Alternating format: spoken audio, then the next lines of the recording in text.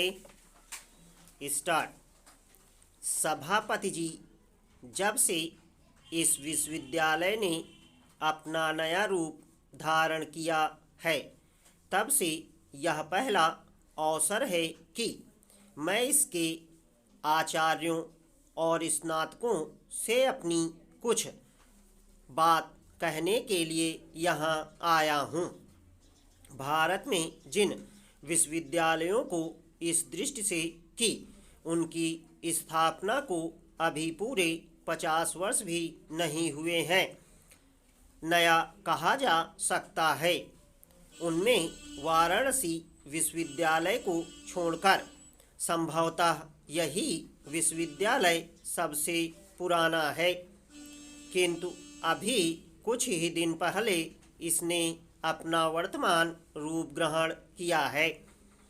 इस दृष्टि से यह इन सब नवीन विश्वविद्यालयों में नवीनतम विश्वविद्यालय माना जा सकता है। अभी इसकी परंपराओं की श्रृंखलाएं इतनी कठोर नहीं हो गई हैं कि यह नए पथ पर सरलता से अग्रसर न हो सके।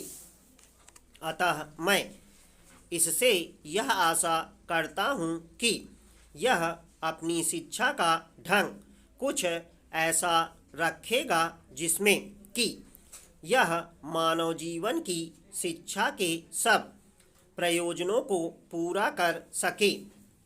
मैं यह कई अवसरों पर और कई स्थानों पर कह चुका हूँ कि हमारी वर्तमान शिक्षा प्रणाली, चाहे वह प्राथमिक विद्यालयों की, माध्यमिक विद्यालयों की अथवा विश्वविद्यालयों की हो, उपरोक्त उद्देश्यों को पूरा करती प्रतीत नहीं होती। कम से कम यह बात तो है कि यह ऐसी नहीं है कि शिक्षा के उद्देश्यों को संतुलित रीति से पूरा कर सके। आपकी अनुमति से इस संबंध में मैं आपसे कुछ शब्द कहना चाहता हूँ। मेरा यह मत है कि शिक्षा के 3 उद्देश्य होते हैं, जिनमें से 2 उद्देश्य तो व्यक्ति के अपने निजी जीवन से संबंध रखते हैं और तीसरा व्यक्ति के सामूहिक जीवन से संबंधित है। प्रथमतः शिक्षा का यह प्रयोजन है कि वह व्यक्ति की ईश्वर प्रदत्त सहज विवेक बुद्धि की सामर्थ्य और क्षमता को बढ़ाए। यह ठीक है कि मानव को विवेक बुद्धि जन्म से ही प्रकृति या ईश्वर से मिली हुई होती है, किंतु अपनी नैसर्गिक अवस्था में इसकी सामर्थ्य और क्षमता अत्यंत सीमित होती है।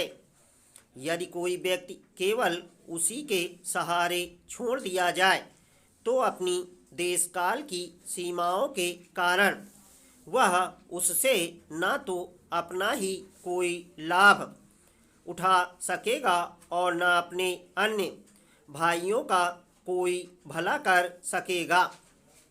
किंतु यदि उसकी विवेक बुद्धि को पिछली पीढ़ियों की संचित अनुभूति से संपन्न कर दिया जाता है तो उसकी शक्ति और क्षमता बहुत अधिक बढ़ जाती है, क्योंकि उस अवस्था में उसे अपने और बाह्य चराचर जगत के बारे में ऐसी अनेक उपयोगी और आवश्यक बातें ज्ञात हो जाती हैं जिन्हें वह केवल अपने विवेक या विचार शक्ति से नहीं जान सकता था।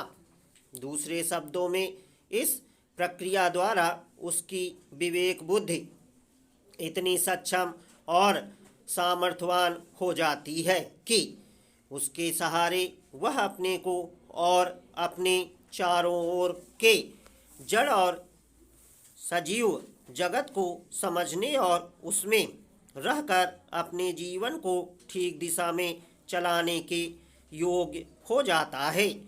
बुद्धि एवं विचार शक्ति को और अधिक सामर्थ्यवान बनाने की प्रक्रिया को ही शिक्षा कहा जाता है।